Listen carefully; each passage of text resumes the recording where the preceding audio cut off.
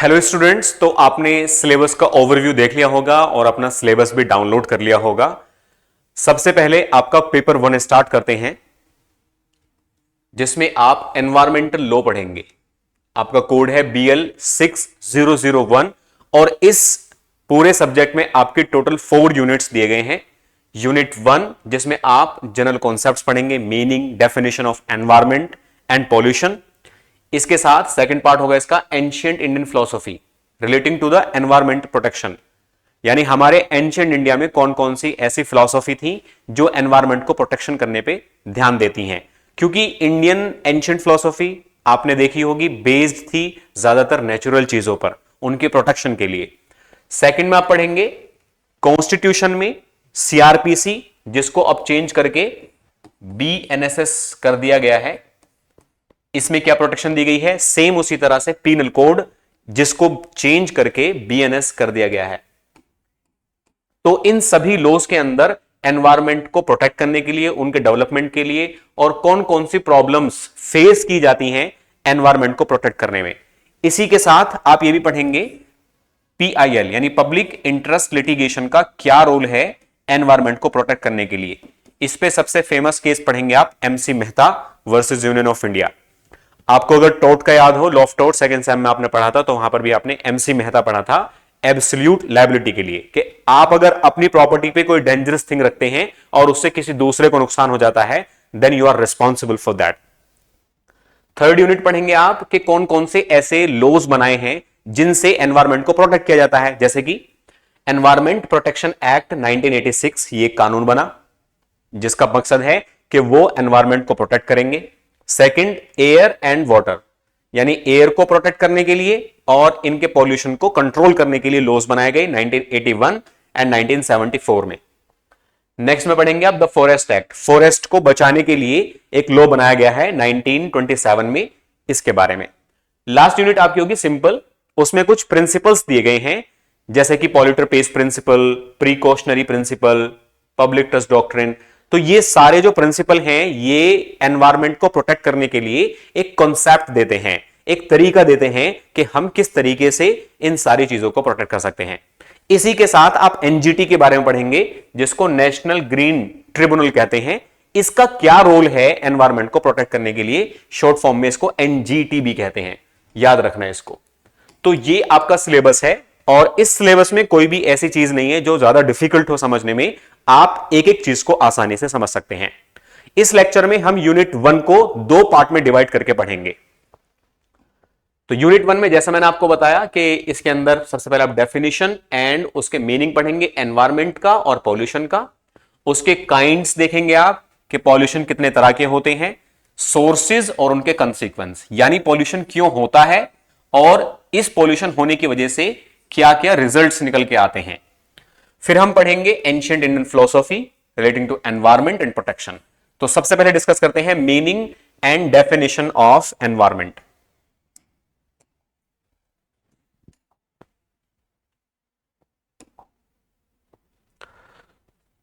तो देखिए, सबसे पहले अगर आप डेफिनेशन देखें एनवायरमेंट की, क्योंकि सबसे पहले आपको एनवायरमेंट समझना जरूरी है कि एनवायरमेंट किसको कहते हैं।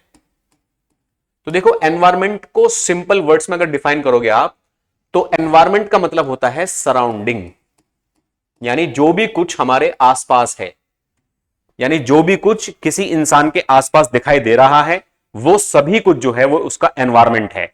इसमें कौन कौन शामिल हो सकते हैं, जैसे ह्यूमंस आ सकते हैं, ह्यूमंस, इसके अलावा एनिमल्स या फिर प्लांट्स हम इसके अंदर इंक्लूड कर सकते हैं। तो ये सारी चीजें क्या हैं, ये सभी चीजें जो हैं हमारी एनवायरमेंट के अंदर आती हैं। और इसमें हम 2 चीजें इंक्लूड कर सकते हैं, पहला कोई भी नेचुरल या फिर ह्यूमन मेड चीजें। आपको एक सिंपल चीज और ध्यान रखनी है कि कोई भी ऐसी चीज जो किसी ऑर्गेनिज्म मतलब जो भी हमारे आसपास रहने वाली चीजें हैं, जो लिविंग ऑर्गेनिज्म है, वो अगर कोई भी चीज उनकी लाइफ को अफेक्ट कर रही तो उनका एनवायरमेंट है। अब एनवायरमेंट को और डीप समझने के लिए हमें जाना पड़ता है सेक्शन 2A। आप अपने नोट्स में देखेंगे section 2A of environment protection act. So section 2A clearly define करता है एनवायरमेंट प्रोटेक्शन एक्ट का, ये कानून 1986 में बना था, जिसको हमने यूनिट 3 में भी अभी देखा था कि आप इसको आगे भी पढ़ेंगे, तो इसके बारे में डिटेल आप यूनिट 3 में पढ़ेंगे। अभी आप इसका सेक्शन 2A ले रहे हैं ये समझने के लिए कि what is the meaning of environment. तो इसके अंदर इन्होंने सिंपल लिखा है कि एनवायरमेंट में इंक्लूड होगा हमारा वाटर, एयर और लैंड, यानी कोई भी चीज जो इन सभी के ऊपर रह रही है, इन सब से कनेक्टेड है, तो anything which is linked with water, air and land, वो सभी क्या है, एनवायरमेंट है। यानी इन्होंने इसकी डेफिनेशन को थोड़ा सा वाइड कर दिया आसानी से समझाने के लिए कि पानी में रहने वाली चीजें हो, पानी से कनेक्टेड हो, एयर से कनेक्टेड हो, या फिर लैंड से कनेक्टेड जो चीजें हैं वो सभी एनवायरमेंट में आएंगी। अब इसी के साथ एक और चीज इन्होंने इंक्लूड कर दी इसके अंदर। हम क्या करते हैं, यहां पर दो चीजें ले लेते हैं कि एनवायरमेंट में हम बायोटिक चीजों को, बायोटिक का मतलब होता है ऐसी चीजें जो कि लिविंग हैं, इसको वर्ड को याद रखना, लिविंग थिंग्स। लिविंग थिंग्स क्या है, ह्यूमंस हो गए आपके, ह्यूमंस के अलावा एनिमल्स हो गए, या फिर प्लांट्स। देखो प्लांट्स भी आपके एनवायरमेंट में आते हैं, यानी आप ऐसे भी कह सकते हैं कि कोई भी ऐसी चीज जो एक दूसरे पर डिपेंड करती है वो सब उनकी सराउंडिंग होती है और वही सब एनवायरमेंट होता है। और इसके अंदर एक तो हो गया बायोटिक, बायोटिक का मतलब कोई भी लिविंग जो चीजें हैं, ह्यूमंस, एनिमल्स, प्लांट्स, और दूसरी इसके अंदर आपकी चीज आती है नॉन बायोटिक, या इसको एबायोटिक भी कहते हैं, एबायोटिक। एबायोटिक का मतलब होता है जो कि नॉन लिविंग है। अब नॉन लिविंग चीजें कौन सी होती हैं, नॉन लिविंग में आपकी आती है एयर, वाटर या फिर सनलाइट, ये सारी चीजें क्या होती हैं, ये नॉन लिविंग होती हैं। तो ये था आपका एनवायरमेंट का मीनिंग। तो एनवायरमेंट सिंपल लिखेंगे आप, एनवायरमेंट का मतलब हमारी सराउंडिंग जो एक दूसरे पर डिपेंड करते हैं, जिसमें आपका वाटर, एयर एंड लैंड आता है, और इससे इंटरकनेक्टेड जितनी भी चीजें हैं वो सभी एनवायरमेंट होती हैं। अब देखो एनवायरमेंट जो होता है, जैसे फॉर एग्जांपल हम ले लेते हैं, मान लीजिए कोई वाटर है। अब ऐसा पॉसिबल हो सकता है कि अगर वाटर में कोई चीजें मिला दें, वाटर में अगर कोई भी पॉल्यूटेंट्स यानी कोई भी गंदगी मिला दें उसके अंदर, तो ये क्या हो जाएगा, पॉल्यूट हो जाएगा, और इसी से आपका निकला है पॉल्यूशन। तो पॉल्यूशन का सिंपल मतलब क्या होगा, पॉल्यूशन का मतलब होगा जब एनवायरमेंट में जो चीजें मौजूद हैं, वाटर, एयर, लैंड, इनके अंदर कोई भी मिलावट होती है जिससे इनकी क्वालिटी डिग्रेड हो जाती है, यानी डिग्रेड कर देते हैं इसको। डिग्रेडिंग का मतलब क्वालिटी में लो हो जाते हैं। यानी अगर हम एक ऐसे पैराग्राफ बनाएं, पहले क्या था, वाटर की क्वालिटी हाई लेवल पे थी, लेकिन क्या हुआ, धीरे धीरे इंडस्ट्रियल वेस्ट निकलना शुरू हुआ जिसने वाटर की क्वालिटी को डाउन कर दिया। तो हम कह सकते हैं इंडस्ट्रियल वेस्ट या इंडस्ट्री में से पानी जो निकलता है उसने क्या करा, वाटर को पॉल्यूट कर दिया। जैसे हम देखते हैं नदियों के अंदर नालों में आने वाला पानी छोड़ दिया जाता है, जिससे क्या होता है, वाटर पॉल्यूट हो जाता है। उसी तरह से एयर का भी होता है। तो हम यहां पर ये देखेंगे कि जो हमारा पॉल्यूशन है, सबसे पहले तो पॉल्यूशन का मतलब कि हमारे किसी भी एनवायरमेंट में जब कोई भी पॉल्यूटेंट्स मिल जाता है, कोई गंदगी मिल जाती है, तो उसको हम कहते हैं पॉल्यूशन। अब पॉल्यूशन की जो डेफिनेशन दी गई है आपकी, वो सेक्शन 2B में दी गई है। Section 2B environmental protection act, environment protection act 1986। तो सेक्शन 2B ये कहता है इसका सिंपल कि जब एनवायरमेंट में कोई भी ऐसे पॉल्यूटेंट्स मिला दे जाते हैं जो कि सॉलिड हो, लिक्विड हो या गैस हो, जिससे इंजरी हो सके एनवायरमेंट को, यानी कोई भी ऐसे पॉल्यूटेंट्स, पॉल्यूटेंट्स का मतलब होता है कोई भी खतरनाक चीज, डेंजरस थिंग, जो क्या करेगी, एनवायरमेंट को नुकसान पहुंचाती है, इंजरी पहुंचाती है, उसे ही हम पॉल्यूशन कहते हैं। तो ये डेफिनेशन आपकी सेक्शन 2B के अंदर दी गई है। अब इसी के साथ ये तो हो गया आपका पॉल्यूशन का मीनिंग। अब पॉल्यूशन के काइंड्स क्या क्या होंगे, तो आपने अभी एक चीज नोटिस करी, अभी हमने दो चीजें पढ़ी। सबसे पहला इसमें हमने देखा कि एनवायरमेंट में वाटर इंक्लूड होता है, जो कि सेक्शन 2A ने डिफाइन करा था एनवायरमेंट प्रोटेक्शन एक्ट के। वाटर हो गया, उन्होंने कहा एयर, और उन्होंने तीसरा कहा लैंड, यानी सोइल, एक तरह से यानी जो मिट्टी है। तो तीन चीजें तो आपको यहीं से मिल गई, ये होते हैं काइंड्स पॉल्यूशन के, यानी water pollution, air pollution, land pollution. अब देखो वाटर पॉल्यूशन क्यों होता है, जब पानी के अंदर कोई भी पॉल्यूटेंट्स, गंदी चीजें मिल जाती हैं जिससे उसकी क्वालिटी डिग्रेड हो जाए और वो एनवायरमेंट को नुकसान पहुंचाए, उसको कहते हैं वाटर पोल्यूशन। वाटर पोल्यूशन होता क्यों है? जो इंडस्ट्री यूज करती हैं, अपना पानी जो निकालती हैं, वो जब नदी में साफ पानी में मिल जाता है वो, तो उसको हम कहेंगे वाटर पोल्यूशन है। वाटर पोल्यूशन के अलावा एयर पोल्यूशन। एयर पोल्यूशन क्यों होता है? जैसे मान लीजिए इंडस्ट्रीज से जो धुआं निकलता है उसकी वजह से नुकसान हो जाता है। इसी के साथ साथ लैंड को भी नुकसान होता है। जब पानी खराब होता है और वो किसी जमीन पर चला जाता है तो जमीन को भी नुकसान पहुंचाता है। अब देखो, इन सभी के जो कॉजेज हैं, ये दो तरह के कॉजेज हमें देखने के लिए मिलते हैं। यानी जितने भी पॉल्यूशन, अभी और आगे बताऊंगा मैं आपको, ये जितने भी पॉल्यूशन होते हैं, इन पॉल्यूशन के दो कारण होते हैं। एक तो होते हैं नेचुरल, यानी नेचुरल चीजों से भी खराब होते हैं। जैसे कि अगर कोई भी मान लीजिए आग लग जाए, जिसको फॉरेस्ट फायर कहते हैं, तो फॉरेस्ट फायर की वजह से एयर पोल्यूशन भी होता है। इससे वाटर पोल्यूशन भी हो सकता है, जब यहां का सारा खराब चीजें पानी में मिलकर आगे नदियों में चली जाएं। इसके अलावा नेचुरल में हमारा और आता है, इसके अलावा दूसरा पॉइंट, जैसे कि मान लीजिए रेन वगैरह होती है, जिसको एसिड रेन कहते हैं, खराब रेन होती है, उससे भी जो है गड़बड़। या मान लीजिए वोल्केनो, जो हमारे ज्वालामुखी होते हैं, उनके अंदर से पानी निकलना और उनके अंदर से आग राख निकलना, उसकी वजह से भी पॉल्यूशन होता है। तो ये हो गए नेचुरल। अब नेचुरल के अलावा दूसरे होते हैं आपके जो ह्यूमंस करते हैं, जैसे इंडस्ट्रीज वगैरह, या हम भी प्लास्टिक जो है कहीं पर भी फेंक देते हैं, उसकी वजह से जो है सोइल में, यानी हमारी जो मिट्टी है उसमें खराबी पैदा होती है, क्योंकि प्लास्टिक जो है वो बहुत समय के बाद जो है गलती है।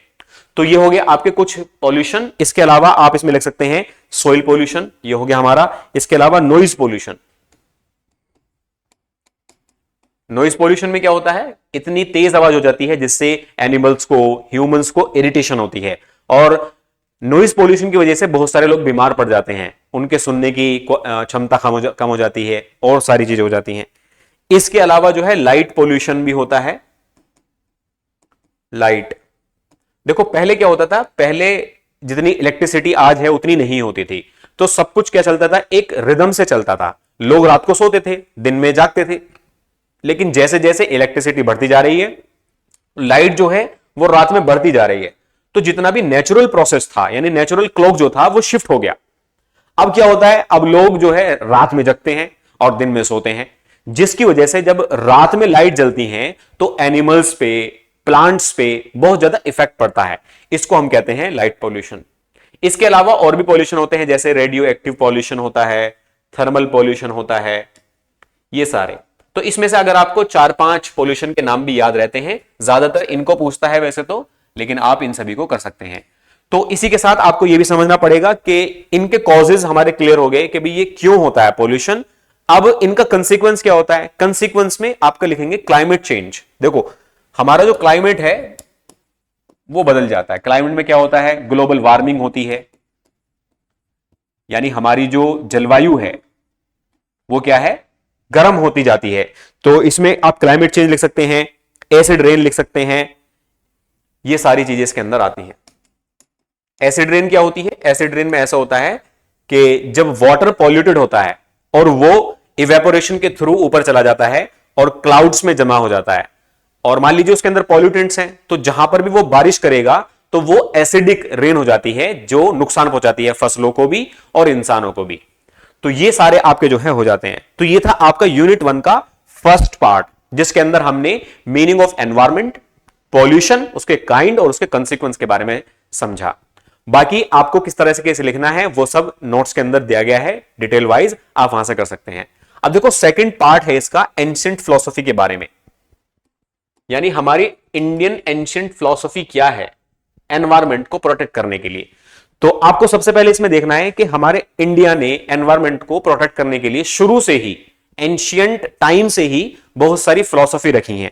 जैसे सबसे पहले इन्होंने कहा कि हमारी जो प्रकृति है, यानी जो नेचर है, वो 5 चीजों से मिलकर बना है, और इसीलिए उनको कहा गया है पंच महाभूतास। पंच यानी 5, महाभूतास यानी 5 महाभूत, यानी एलिमेंट्स, एक तरह से 5 एलिमेंट्स इसको हम कह सकते हैं, जिसमें पहला आता है आपका पृथ्वी, जिसको अर्थ कहते हैं। यानी अर्थ की प्रोटेक्शन करेंगे। दूसरा इसमें आपका आता है जल यानी वाटर।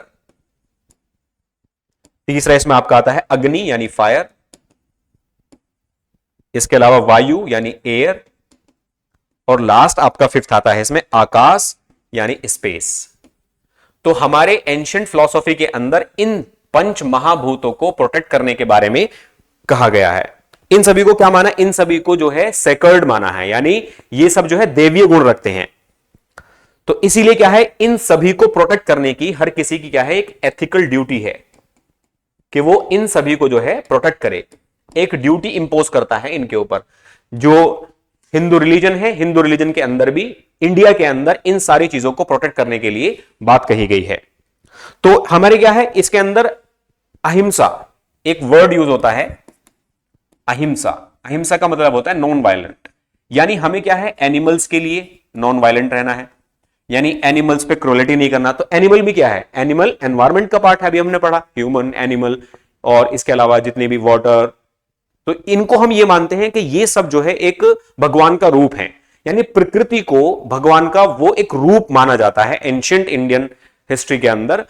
तो इनको प्रोटेक्ट करना क्या है, एक ड्यूटी बन जाती है।